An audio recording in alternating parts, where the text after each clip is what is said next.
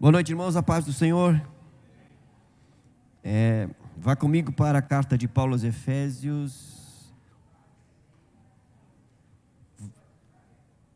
Vou batizar pastor Felipe, isso, ok. Batizei agora pastor Wagner, isso, ok. Efésios capítulo 5, deixa eu ver isso aqui, verso 1, o terceiro aspecto da cruz, que é aplicar justamente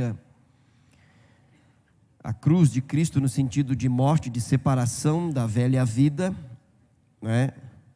E também de viver a nova vida, ok? Então, Efésios capítulo 5, nós temos ainda pelo menos 2 textos para trabalhar, para depois entrar aqui na revista.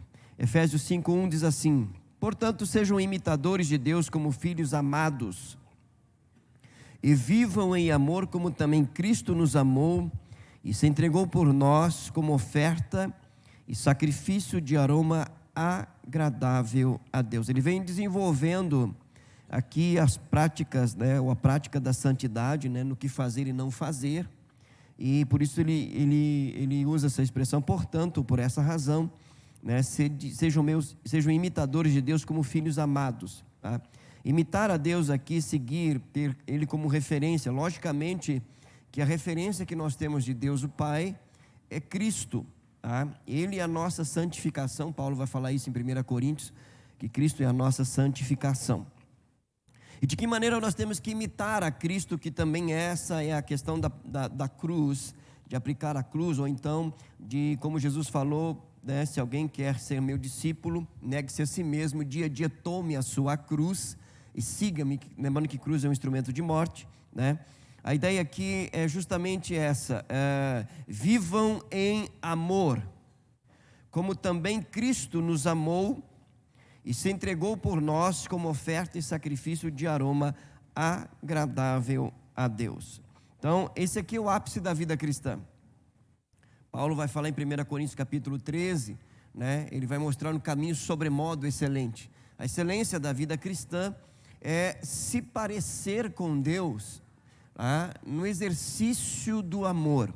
Que amor? O amor aqui, ele primeiro é revelado, o amor de Deus é revelado em Cristo Jesus, porque diz assim: e vivam em amor como também Cristo nos amou, E como Cristo nos amou? Ele nos amou com amor sacrificial, Ele nos amou com amor imutável, Ele nos amou com amor santo, e esta é a ideia aqui. E ele vai dizer assim: e se entregou, isto é, entregar-se, em favor de.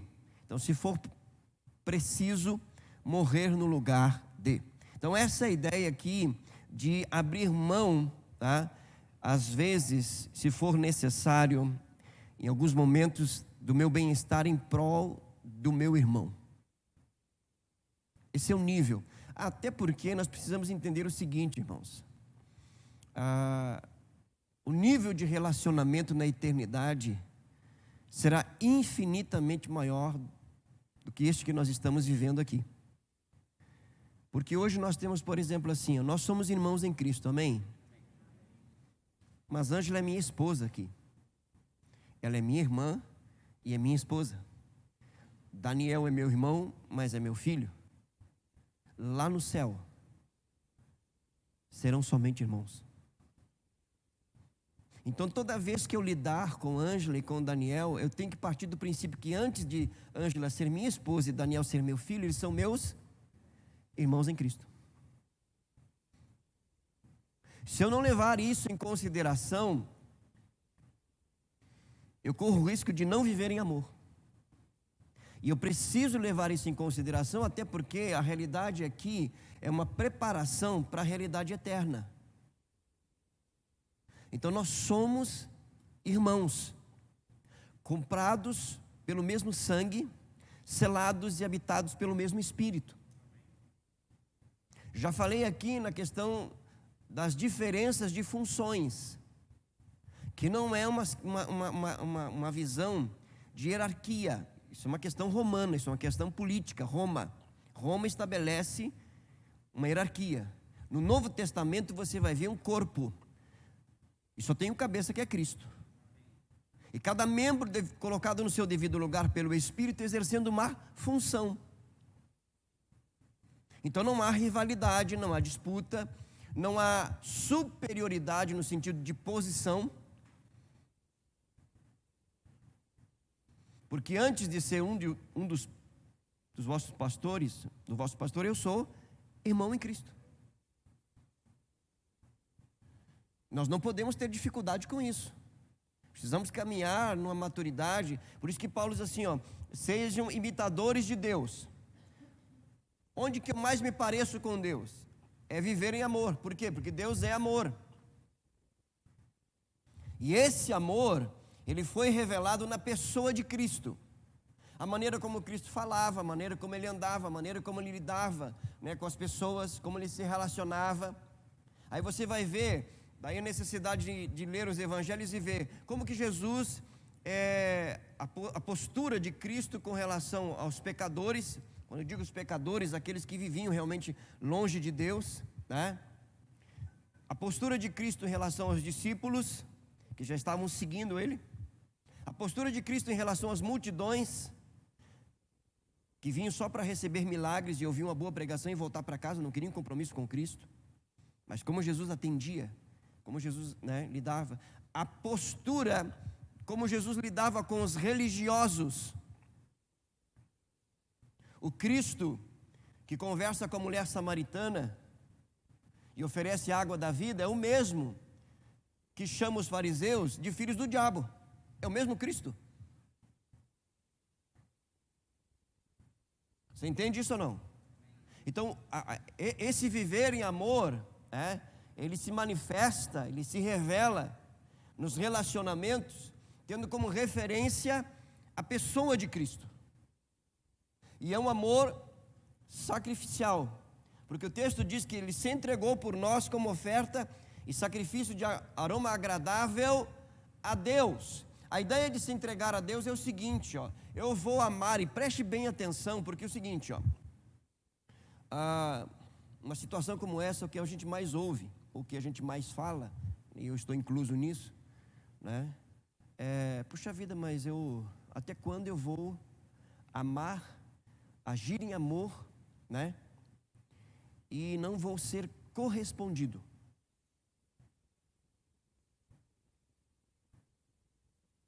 Não é essa a nossa maior dificuldade, sim ou não? Você trata bem o irmão, ele te trata com indiferença, com falsidade, mas ele é teu irmão em Cristo. Qual que é a vontade que você tem?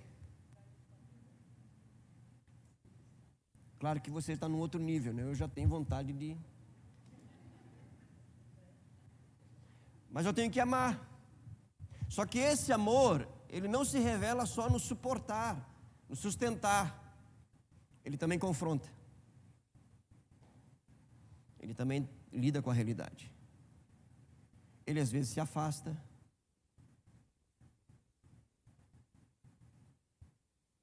Eu estou aqui lançando para ver se vocês falam alguma coisa. Porque o nível de espiritualidade de uma igreja, por exemplo, o nosso nível de espiritualidade como igreja nesse lugar, ele não é medido por aquilo que nós fazemos ou deixamos de fazer. É o quanto nós amamos. Não é o quanto eu falo em línguas, profetizo, prego. Isso tem o seu valor, tem o seu lugar, tem a sua importância, é dádiva divina.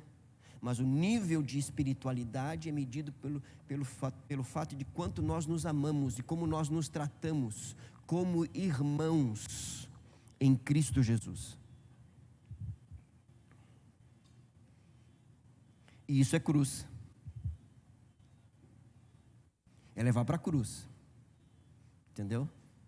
Os meus direitos, a minha razão, né? Porque eu sempre tenho razão, não sei você, mas eu sempre tenho razão. Até quando eu não tenho razão, eu tenho razão. Porque essa é da natureza humana.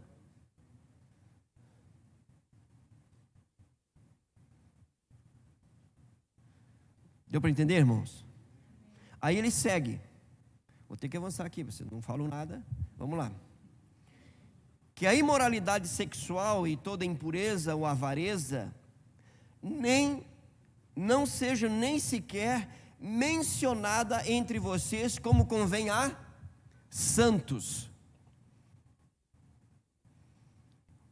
Uma das práticas da santidade, trazer a cruz, ou levar para a cruz, são as nossas conversas.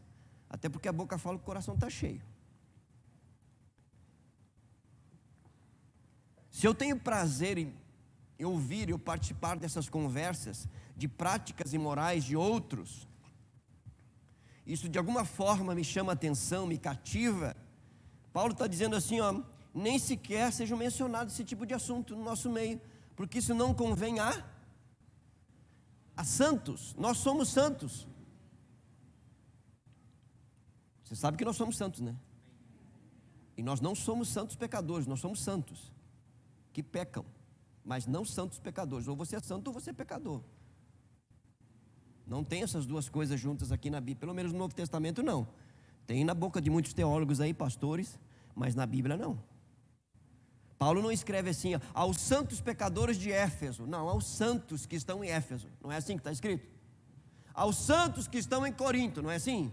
Se ele fosse escrever para nós aqui, aos santos que estão em Livramento. Ah, Paulo, hoje eu não me vi tão santo. O fato aqui é que eu sou santo porque eu estou em Cristo.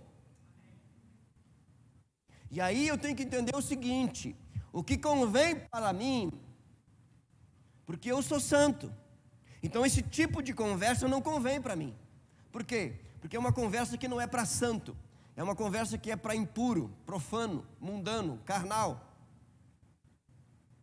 E aí eu tenho que aplicar a cruz, porque eu vim do mundo e essas conversas para mim eram normais, eu gostava disso. Agora eu sou santo.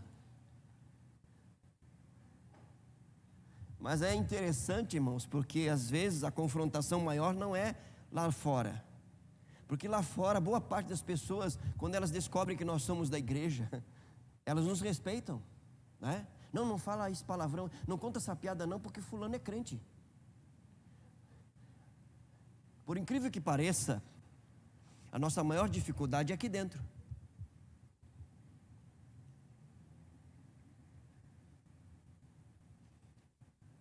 Em que alguns ainda têm esse tipo de prática.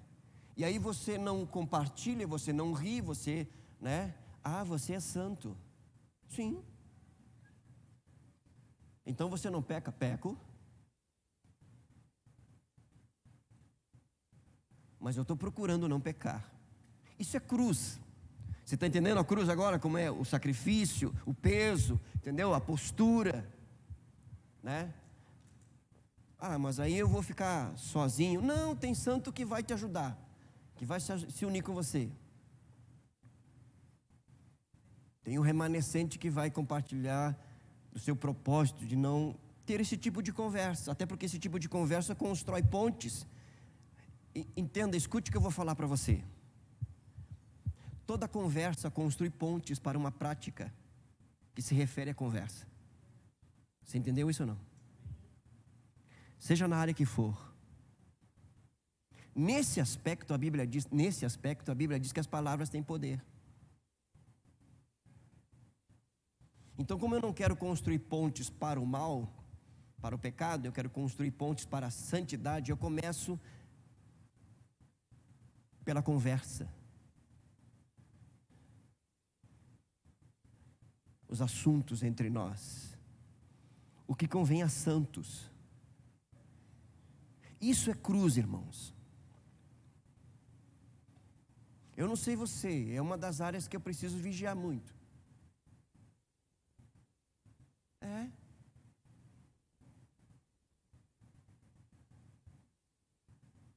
Você viu fulano lá que pecou? Você viu o que ele fez? Fiquei sabendo o que ele fez. Eu não quero saber. Fala. Vamos orar. Orar? Não, irmão. Não.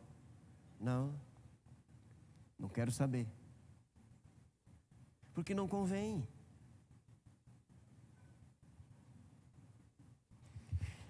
Acho que eu vou embora, vocês não estão falando nada. Olha só. Verso 4. Não usem linguagem grosseira Isso aqui para mim é terrível. Não era nem para estar falando esse negócio aqui. É para estar ouvindo da parte de vocês. Olha só. Não use de linguagem grosseira. Às vezes minha esposa diz assim, mas por que você está falando desse jeito? Ah, porque eu sou assim. Não. Você não é mais assim. Vê como é contraditório? A cruz tem que ser aplicada ali, porque eu não sou mais assim. Eu era assim. Eu só estou fazendo assim. Preste atenção na diferença, irmãos. Isso aqui é fundamental. Lá o microfone, lá no fundo, lá. Vai chegar aí, Paulo. Eu não sou mais assim, mas eu faço assim. Nós não somos mais assim. É o que a Bíblia diz, irmãos. Porque nós recebemos um novo coração. Por isso que a orientação ela é coerente com a realidade, com a nossa experiência. Então não creia nisso, ou não se justifique, diz, não, eu sou assim e eu não vou mudar, né? Não, você não é assim, você está fazendo assim, você está falando assim, porque você costumou falar desse jeito, de maneira grosseira, agressiva, ofendendo, entendeu? Mas a cruz tem que ser colocada aqui.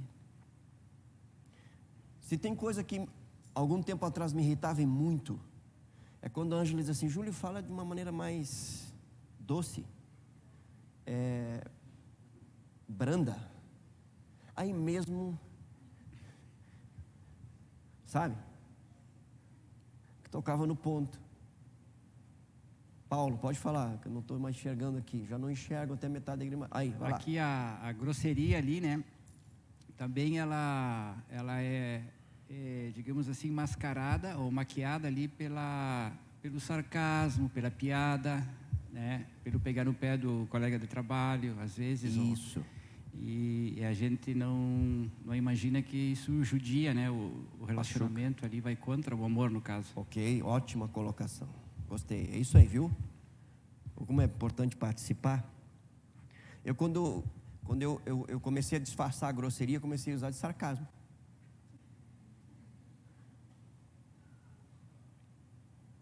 Até na pregação, você não percebe às vezes?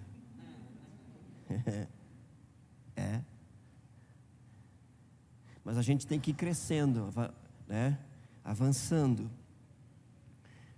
Porque não faz mais parte da nossa realidade. Ainda que faça parte, às vezes, das nossas práticas. Dá para entender isso ou não? Não usem de linguagem grosseira. Não digam coisas tolas, nem indecentes. Pois isso não convém. Não convém a quem, irmãos? A santos.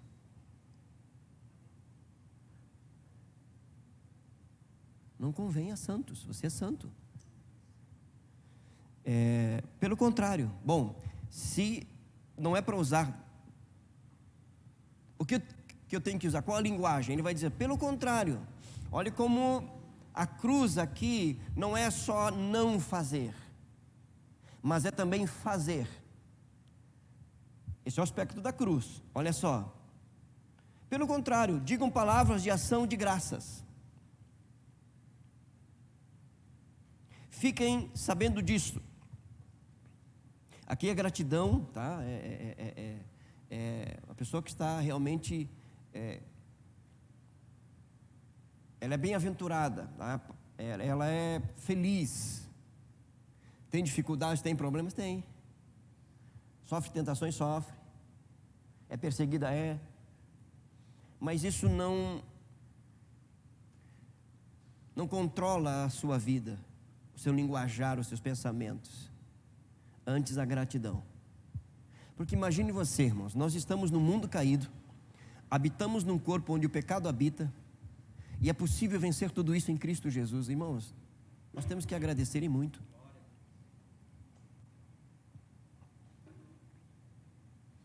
Pelo pecado entrou a morte passou a todos os homens, tragédia, dor, sofrimento. E nós somos capazes de suportar tudo isso em Cristo Jesus. Aí ele vai dizer assim, ó, fiquem sabendo disso. Nenhuma pessoa imoral, impura ou avarenta porque a avareza e a idolatria têm herança no reino de Cristo e de Deus. Para quem ele está falando isso, irmãos? Para a igreja.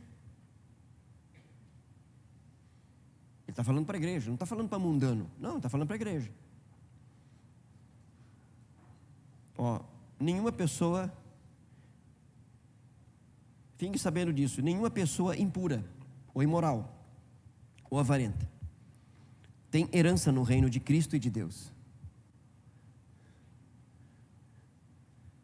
Não tem herança. É aquela pessoa que é, tá? Aí vai dizer assim, não se deixe enganar com palavras vazias, porque a ira de Deus vem sobre os filhos da desobediência por causa destas coisas. Que coisas? Essas coisas que ele vem citando aqui. Isso provoca a ira divina sobre os filhos da desobediência. Agora preste atenção, olhe para mim. Você não é mais filho da desobediência, você é filho de Deus.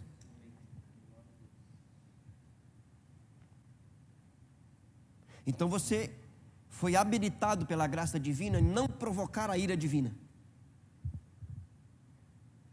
Você não é mais filho da desobediência, isto é, o que significa filho da desobediência? Mesmo que eu não quisesse usar dessa linguagem, mesmo que eu não tinha capacidade alguma devido à minha natureza pecaminosa, eu estava morto em meus delitos e pecados, agora não, eu tenho vida em Cristo, o Espírito de Deus habita em mim, Ele me capacita, na verdade, a não viver desta forma, mas viver de uma forma totalmente agradável a Deus.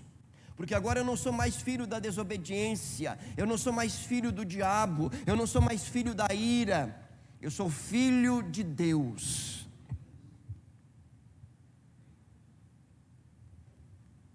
Como alguém esse dia tentou entrar em discussão comigo, dizendo com a afirmação, todos são filhos de Deus. Ai meu pai, que Bíblia você está lendo? Todos são filhos de Deus? Você está de brincadeira, né? Então, Paulo vem deixando claro aqui para nós, queridos, tá? Que nós não podemos deixar enganar, porque a ira de Deus vem sobre os filhos da desobediência por causa dessas coisas, o juízo divino. Ele vai dizer assim, portanto, verso 7, não participem daquilo que eles fazem. Olha, não só não fazer, não só não falar, mas não participar. Porque no passado vocês eram trevas, mas agora são luz no Senhor. Olha a mudança radical aqui, nós precisamos atentar para isso, irmãos. Você nasceu de novo? Houve uma mudança radical aqui, uma mudança assim, sobrenatural. Isso no mundo espiritual é muito claro. É muito claro, irmãos. Por que Paulo está falando isso? Porque nós precisamos trazer isso para o nosso mundo natural, para a nossa prática de vida. Não somos mais trevas, não andamos nas trevas, somos luz no Senhor. Andamos na luz porque somos filhos da luz.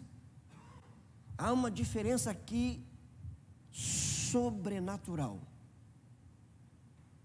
Antes nós éramos trevas, andávamos nas trevas, vivíamos nas trevas, éramos filhos das trevas. Por isso aquele que cresceu na igreja e aí depois se converteu, né? Ele não é diferente daquele que nasceu no tráfico, na violência, entendeu? Teve práticas imorais terríveis. Ambos nasceram em pecado. Ambos viveram nas trevas. A única diferença entre eles é a prática de vida. Mas o sangue que purifica é o mesmo, a ação graciosa é o mesmo para ambos, porque ambos estavam em trevas. Agora são luz no Senhor. Essas afirmações aqui, elas não são frases de efeito, são fundamentos da vida cristã. Onde eu tenho que firmar aqui a minha fé e a minha confiança. Eu sou luz no Senhor. Hoje eu não estava com tanta luz assim. Mas não está falando aqui, irmão, só de prática. Ele está falando aqui de natureza, de essência. É disso que ele está falando. Porque a prática aqui, ela emerge da essência. Os irmãos entendem isso? Amém. E falando dessa luz que somos, nós impactamos aí fora.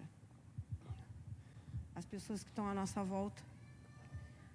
E quando diz que luz e trevas não andam juntas, né? Mas as pessoas não aceitam, por isso que muitas dizem, mas todos são filhos de Deus. Nós passamos a ser filhos por adoção através de Cristo Jesus. Se não temos Cristo Jesus, nós não somos filhos de Deus. E quando nós convivemos com pessoas que são trevas, nós temos que impactar a vida delas. Não elas não podem impactar a nossa vida. Nós temos que ir contra as portas do inferno com a nossa luz. Somos nós que temos que influenciar. E se a gente resolver para agradar essas pessoas e muitas vezes ouvir o que elas estão falando ou as práticas dela para, vamos fazer, o que tem? A gente está abrindo brechas, e é o que Satanás quer, para que a gente venha a cair. Olha só, eu lembrei de uma questão aqui, de um sofisma que muitas vezes, dentre outros tantos que tem no nosso meio, né? Quando eu digo que o nosso meio é meio evangélico, não sei se você já ouviu a frase assim, ó: aqui você não tem que ser luz, você tem que ser luz lá fora. Isso não está na Bíblia. Nós temos que ser luz aqui e lá fora, porque aqui e lá fora nós somos filhos da luz. Aqui é fácil ser santo. Não, não é fácil não. Para mim não é.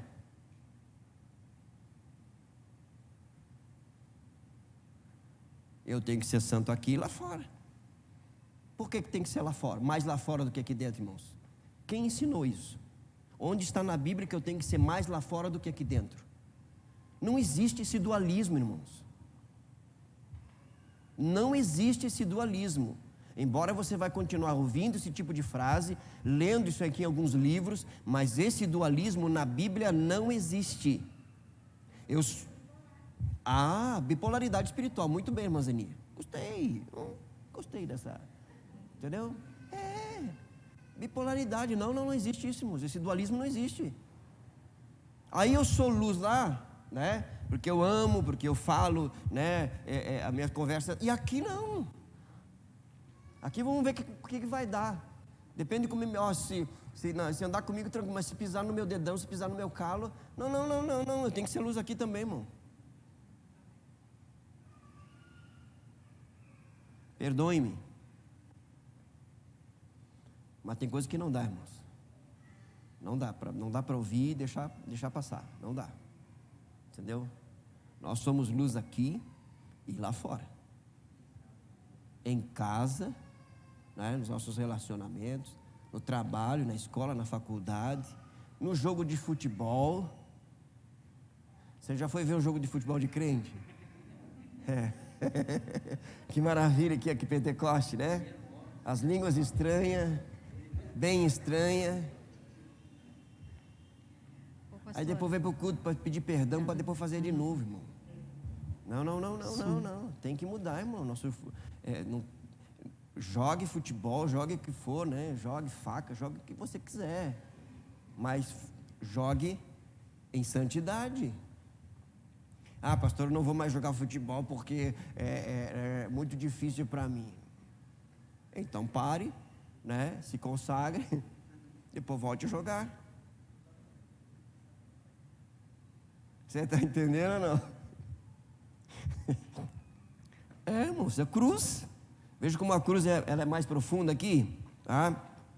Sim, olha só. Pastor, só um momentinho. Aqui. Uma observação. Como o irmão falou que tem que ser luz lá fora e luz aqui dentro, e aqui dentro luz e lá fora também, a mesma coisa. Mas às vezes a gente acha que algum irmão tem miopia, porque aqui ele enxerga a gente na rua, não. Quando acontecer isso, nós que somos luz vamos agir diferente, né? Isso é ser luz. Ok? Isso é aplicar a cruz.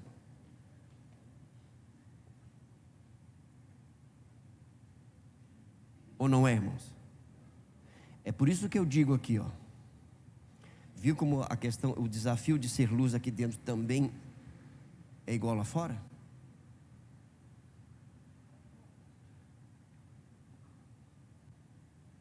Se o irmão passa por mim lá fora e não me cumprimenta, eu tenho que fazer diferente, porque eu sou diferente. Isso não significa que em algum momento eu não tenho que conversar com ele e ver o que aconteceu, porque às vezes realmente não finge que não me viu, aquela coisa toda, né? Pode acontecer, pode. Deveria? Não. E aí eu chamo a atenção aqui, irmãos, é o seguinte, ó.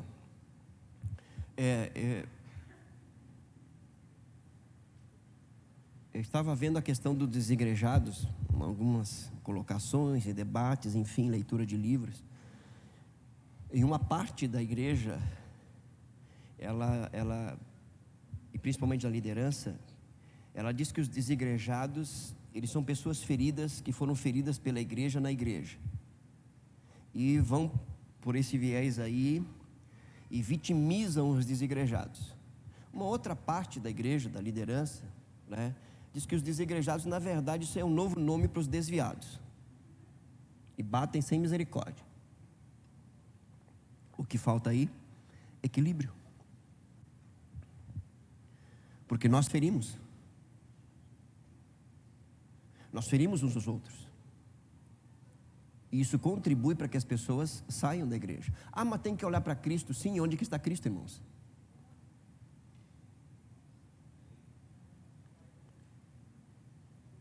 Eu tenho Cristo como minha referência absoluta de santidade.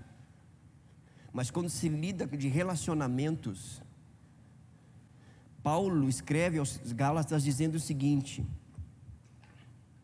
sofro dores de parto até que Cristo seja formado em vós.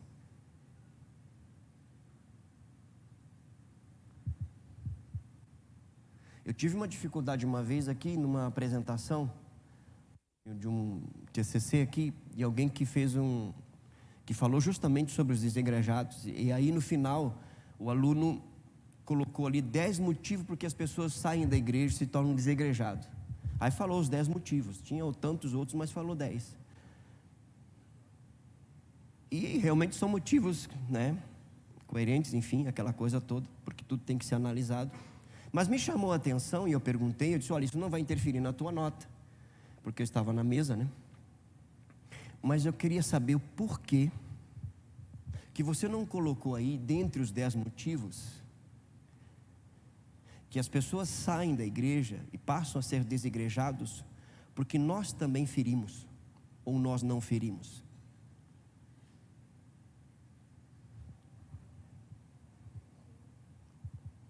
Aí ela não respondeu. E alguns outros pastores tentaram justificar: não, mas isso aí é desculpa. Não, não é desculpa, isso é uma realidade. Eu feri pessoas e elas saíram, e eu vou dar conta disso. Tem gente que sai porque não se submete, tem gente que sai porque não quer ser tratado, tem gente que sai porque não quer se relacionar e porque nos relacionamentos são trabalhados, porque aqui não é como eu quero, aqui é como Deus quer. E eu não me adapto a isso. Se não é do meu jeito, eu não quero. Aí fica pulando de galho em galho, se é que você me entende. Mas tem pessoas que foram feridas, que foram machucadas e que não foram procuradas, e elas saíram. Elas deveriam não sair por isso? Sim.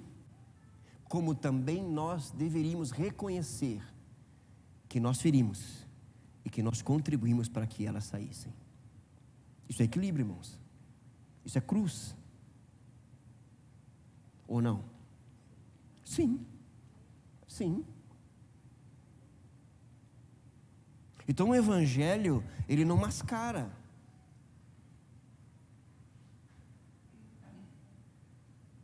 Há pouco tempo atrás alguém chegou e disse: pastor, eu quero membrar aqui. Como é que é aqui? Aqui é igreja, como qualquer outra igreja. Tem problema, tem dificuldade, todo mundo aqui está num processo de transformação, entendeu? Não tem ninguém perfeito aqui, gente que está sendo trabalhada, uns se deixam trabalhar mais que outros. Isso é igreja. Ah, mas é assim, pois é, eu tive muita dificuldade pelos lugares que eu passei, por isso e por aquilo. Isso não é dificuldade, isso é realidade da igreja. Ou não é realidade, irmãos? Deixa eu lembrar para você aqui, ó. Quando tiver oportunidade, que a igreja tiver um evento assim, tipo Ele Vive, venha para os ensaios. Pega o seu chimarrão e sente. O retiro. Retiro no primeiro dia, bom dia, boa tarde, irmão, paz do Senhor, que bênção, irmão, aqui. Ah, irmão, eu estava sentado. Não, pode ficar aqui, irmão, primeiro dia. No segundo dia, esse aqui é o meu lugar. Dá para o irmão sair daqui? Bom dia, irmão, paz do Senhor. Retiro ou não é, irmãos? Deveria ser assim? Não. Mas é nessa realidade que nós temos que aplicar a cruz. Alguns não vão aplicar e vão trazer mais sofrimento. O que é cruz? Cristo padeceu por causa do pecado dos outros. E escute, preste atenção. Quando eu aplicar a cruz na minha vida, Deus vai me ensinar a sofrer e lidar com o sofrimento por causa do pecado dos meus irmãos. Citei no domingo aqui pela manhã Josué e Caleb. Dos 12 foram os únicos. Não, nós vamos vencer, nós vamos entrar porque o Senhor nos deu. Os outros 10, não, tem gigante, tem muralha, nós precisamos voltar, que não sei o que. Foram rebeldes. O que Jesus falou? Então tá. Quantos dias vocês andaram lá? 40, então tá. Vocês vão girar aqui 40 dias, 40 anos, né? E Josué e Caleb ficaram juntos ali, irmãos. Eles entraram na terra prometida depois. Sofreram o dano por causa do pecado dos outros. Sabe por quê? Porque a família é povo de Deus. Nós precisamos aprender a amadurecer. Aplicar a cruz é justamente essa realidade. Puxa vida, mas não fui eu que falei, não fui eu que disse, eu não participei, eu nem sei, estou levando por quê?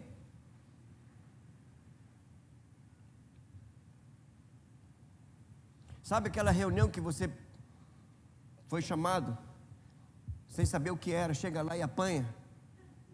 Meu Deus do céu, mas o que é isso? Nem estava aqui, nem sei do que se trata. É que nem lá em casa, irmão. Antigamente, 4 irmãos. Geralmente 3 apanhavam sem saber por quê. Porque quando o pai chegava em casa, todo mundo no quarto, os 4.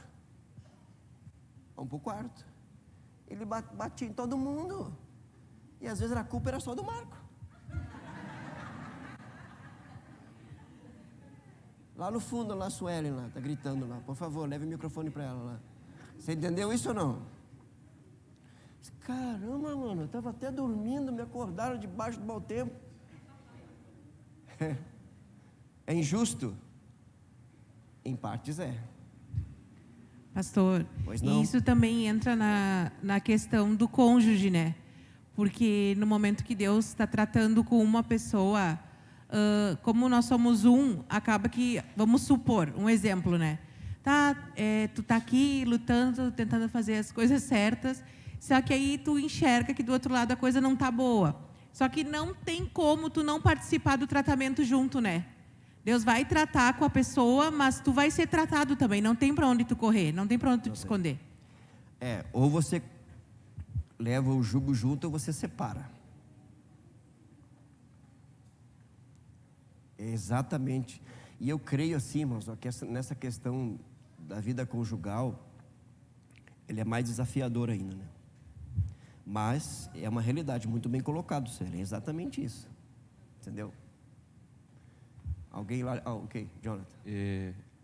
A Bíblia fala também, né, a questão da convivência da igreja, que a dificuldade que é que ela fala em Provérbios, né? É ferro afiando ferro. Que é algo... Não sei se todo mundo já viu um ferro afiando o outro, não é algo muito agradável, né? Exatamente. É bem assim. Em uma de nossas igrejas, um irmão da igreja antigo, disse assim, no final do culto, assim: pastor, o senhor pode ir lá em casa essa semana? Tomar um chimarrão?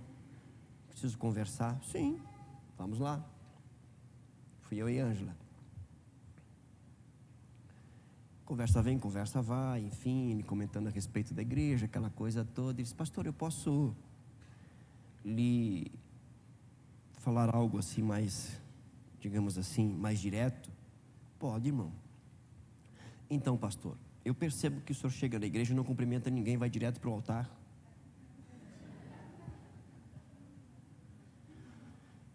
E isso de alguma forma assim passa uma imagem muito fria, muito desinteressada. Ele cuidou muito das palavras, que era um homem já de idade, né? Ele era muito sábio nas palavras. Eu percebi que ele não queria ofender, mas que ele precisava falar aquilo, porque aquilo de alguma forma estava incomodando ele, inquietando ele. Disse: quem sabe, pastor, o senhor chega na igreja com um sorriso aberto,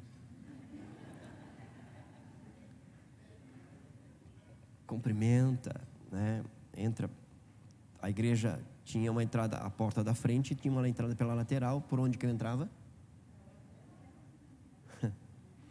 Ia direto para o altar, concentrado no culto, no que ia falar, aquela coisa toda, mas também muito por causa do meu temperamento, entendeu? Eu não gosto de conversa. E ele falou desse jeito. Ele disse: pastor, o senhor é pastor, o senhor lida com pessoas. Se por acaso o senhor tem dificuldade, busque ajuda. Mas seria interessante, seria benéfico, não só para a igreja, mas também para a sua vida ministerial, interagir de uma forma mais visível com a igreja. Se ele tivesse falado para mim, gritando, não teria doído tanto, porque ele falou de uma forma muito tranquila, muito firme, mas com muito amor. Eu fiquei muito indignado. Fiquei com muita vontade de ir embora daquela igreja. Eu fiquei com vontade de que ele dissesse assim: pastor, por isso eu não vou mais na igreja. Mas ele não falou nada disso. E seguimos a conversa em outros assuntos. A Ângela percebeu que eu fiquei no mínimo incomodado.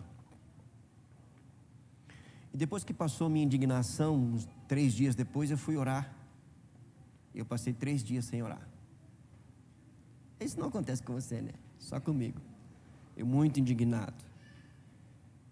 E eu falei para Deus da minha indignação e da dureza do meu coração. Pedi para Deus que me ajudasse a fazer o que era certo, por amor a Ele e por amor à igreja. E para mim continua sendo um desafio gigantesco. Isso é cruz. Isso é cruz. E eu não posso me justificar no meu temperamento, no meu jeito de ser. Porque não justifica, irmãos. Eu não sou mais assim. Eu faço assim, mas não sou mais assim. Você entende? Então é desafiador. Aí eu venho para a igreja, abro um sorriso, cumprimento. E tem gente, como dizia meu parceiro, né, nem sabe falar cachorro. Não cumprimenta. Faz cara feia. Ah, pastor, mudou agora, o que aconteceu? Está indo embora? Aí a cruz se torna um desafio maior. Porque você tem que manter o foco. Você está sendo trabalhado, moldado pelo grande oleiro. E Deus está usando os seus irmãos para isso. O que torna o desafio ainda maior. Mas nada se compara à obra santificadora do Espírito de Deus em nós, nos transformando à semelhança de Cristo, nos transformando de dentro para fora, numa obra poderosa, que só Ele pode fazer, irmãos, porque nós somos chamados para isso. Ele nos tirou das trevas para a sua maravilhosa luz, de uma condição de morte espiritual e de condenação eterna. e nos deu vida eterna. E há um céu, um novo céu, uma nova terra que nos aguarda. Então vale a pena. Vamos nos deixar ser trabalhados. Custa, irmãos, não é fácil. O desafio, lembrando aqui da Suelen, sobre essa colocação dos cônjuges, nós já tivemos que dizer para alguns cônjuges assim: olha, faça a sua parte, interceda, né? Ame, perdoe, independente da outra parte. Por isso que às vezes eu falo para os irmãos aqui que tem algumas frases de efeito que elas não cabem na totalidade da instrução, né? Que para você sacar, você tem que depositar. Às vezes você deposita e não saca nada. Você está entendendo ou não? Você vai parar de depositar? Não. Porque Cristo não faz assim conosco. O Espírito Santo não faz assim conosco.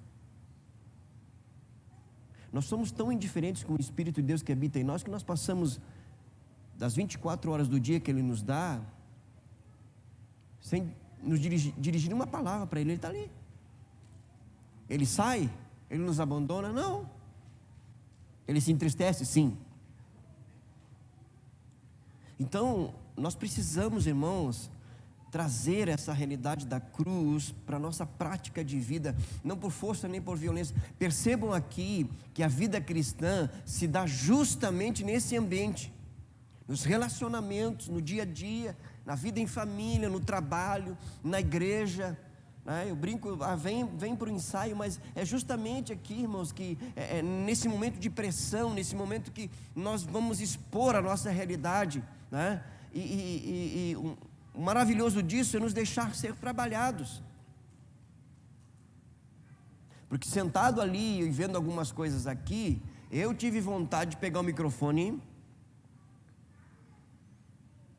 por impulso da carne, estragar tudo. Tive vezes que eu levantei e fui embora, e eu disse: Deus, eu não me perdoa porque eu não amadureci. Eu preciso de ajuda, e os meus irmãos também. Nós precisamos de ajuda. Nós precisamos, irmãos, uns dos outros. Nós precisamos de Cristo. Nós precisamos do Espírito Santo. Nós precisamos do Pai. Nós precisamos da palavra. Nós precisamos uns dos outros.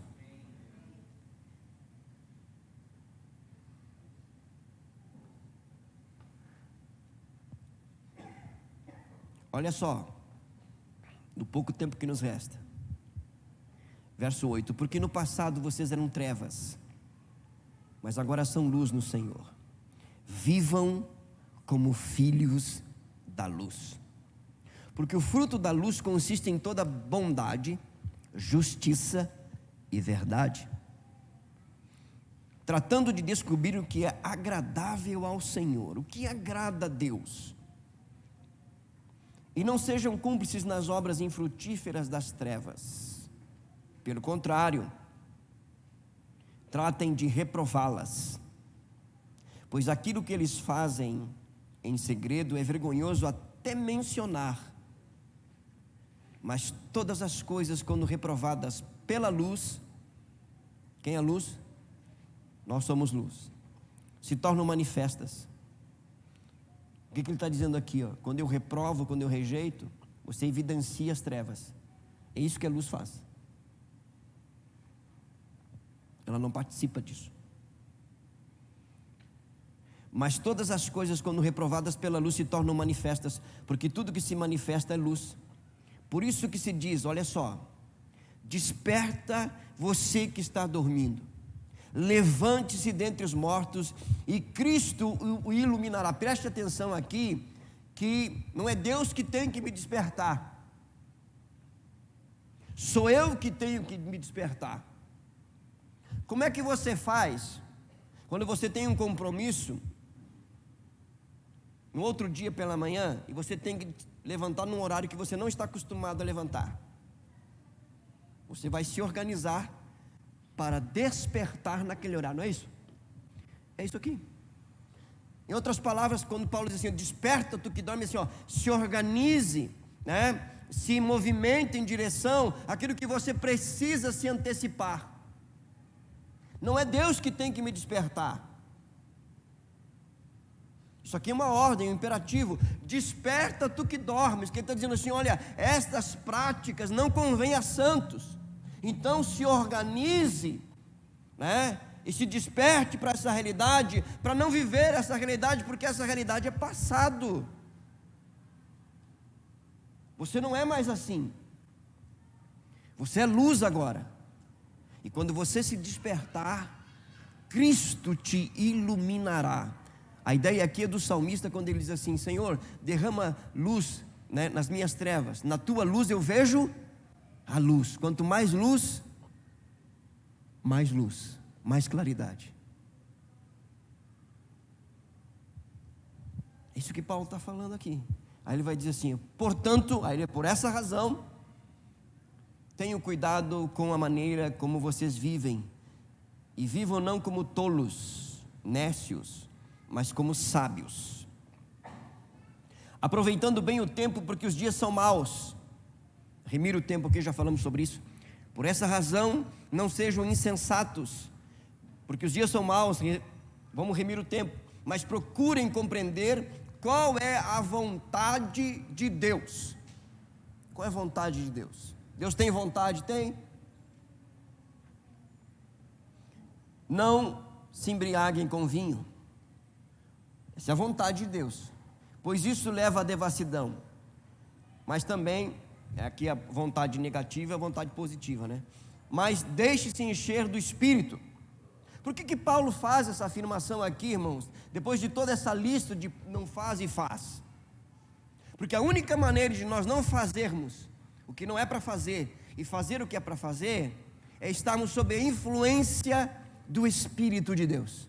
Para ser legítimo, para ser verdadeiro, escute, não pode ser lei, não pode ser regra, não pode ser mandamento por mandamento. Escute isso, os religiosos fazem isso, mas nós não somos religiosos, nós somos regenerados. Então, para ser legítimo e verdadeiro, tem que ser do Espírito, uma vida sob a influência do Espírito, levado, conduzido, dirigido pelo Espírito de Deus. E isto é possível, por quê? Porque agora Ele habita em mim. Ele habita em mim. E por isso que eu tenho que conversar com Ele, falar com Ele. Mas deixe-se encher do Espírito. Como? Falando, olha só, Ele vem falando das conversas, né? Agora, falando entre vocês com salmos, hinos e cânticos espirituais, cantando e louvando com o coração ao Senhor, dando sempre graças por tudo a nosso Deus e Pai, em nome de nosso Senhor Jesus Cristo. Vida cheia do Espírito, sob a influência do Espírito.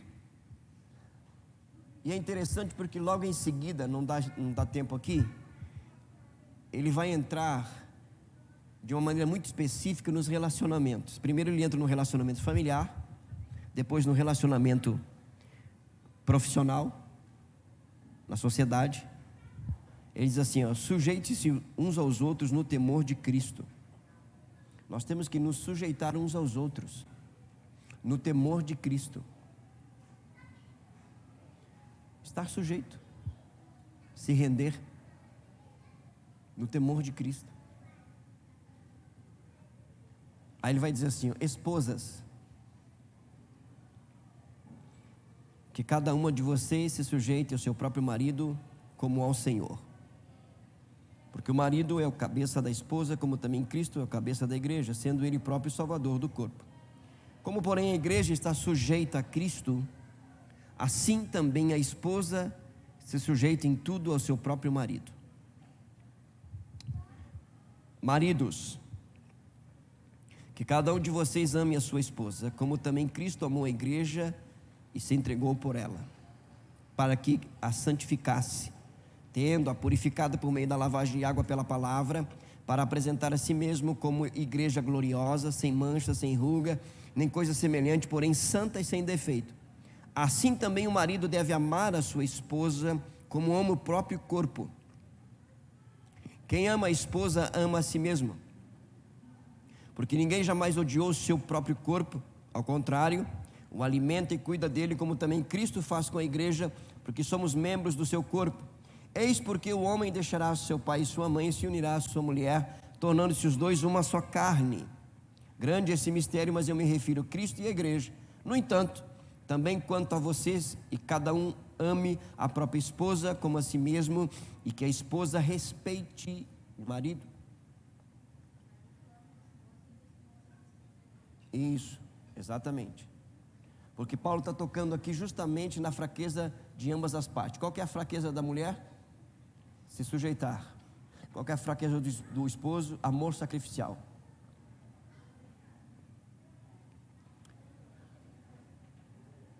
Ali o microfone ali.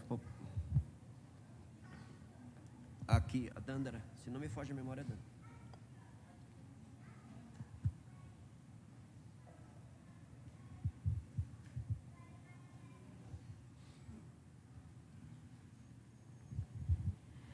Pastor, essa questão ela é bem polêmica, né? Mas eu só queria pontuar e saber a sua opinião em relação assim, é uma submissão com alegria, né? Não é aquela submissão com rebeldia. Um exemplo assim, ai, que saco, eu vou ter que ir na casa da minha sogra. É uma submissão, bom, meu marido quer que eu vá lá, vou ir com alegria, né? Porque tem uma grande diferença entre ser submissa, está sempre contrapondo, está sempre rebatendo, está sempre, né? Mas no fim das contas se submete. Ou ser submissa com alegria, né? Aquela submissão que a gente, porque a primeira submissão é a Deus, né? Depois ao nosso marido. A mesma submissão que a gente tem a Deus, né? De ser com prazer, com alegria. E tem essa diferença ou se tu submeter com rebeldia serve também? A gente vai voltar nesse texto terça-feira que vem. Vai voltar. Olha só, tua pergunta é de suma importância. Só existe uma submissão. Porque ele traz o exemplo aqui da igreja sendo submissa a Cristo. É submissão com toda alegria. Senão não é submissão, é rebeldia. Ponto. Bom, aí tem os desdobramentos. Nós precisamos trabalhar isso, por isso que não dá mais tempo, a nossa escola já terminou, a gente vai voltar nesse texto. Mas a tua colocação é de suma importância. Não existe outra submissão, irmãos. Submissão é estar sob missão, tá? Não é estar debaixo de jugo. São coisas distintas, ok? Tá? Deixar bem claro isso aqui, porque a palavra aqui no grego é totalmente diferente. Tá? É estar ao lado para uma missão. Qual que é a missão da esposa? Edificar o lar junto com o esposo. Qual que é a missão do esposo? Porque ele também deve se sujeitar, porque o texto começa, e alguns desconsideram, que o argumento de Paulo começa no verso 21. O que diz no verso 21? Sujeitem-se uns aos outros. Ambos estão debaixo de uma mesma missão. Não há superioridade aqui, irmãos. Pergunto para você: há superioridade na Trindade? O Pai é maior que o Filho é maior que o Espírito? Então essa é a nossa referência na vida conjugal. Não há superioridade, há igualdade. Propósito, diferentes funções, mas com o mesmo propósito. Você entendeu isso ou não? Vamos voltar terça-feira, se o Senhor nos permitir, se eu estiver aqui, se Cristo não voltar, se o anticristo... então, vamos estar aqui, né? E a gente vai voltar nesse texto aqui. Amém? Então, sujeição, só existe uma, com toda alegria, tá? Porque a alegria do Senhor é a nossa força. Vamos orar. Após a oração, você pode trazer a sua oferta. Atenção aqui, após a escola bíblica, a Rede Start estará entregando as camisetas do congresso na secretaria, ok? Vamos orar.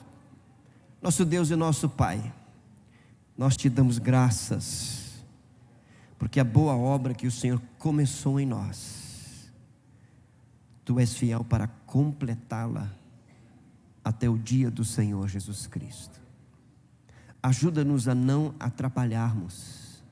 Concede-nos a graça de sermos em Cristo, pelo Teu Espírito, cooperadores naquilo que cabe a nós e nos deixarmos ser transformados à semelhança de Cristo. Obrigado, Pai, por não desistir de nós. Obrigado por não nos desamparar, não nos abandonar, Senhor. Antes, nos acolher, ó Deus, e constantemente operar em nós o Teu querer. Que a Tua graça continue sobre nós. Assim como o Senhor nos trouxe, leva-nos para os nossos lares, dando-nos uma noite de descanso e continuar de semana debaixo da Tua graça. Oramos agradecidos em Cristo Jesus. Amém e amém. Deus abençoe a sua vida.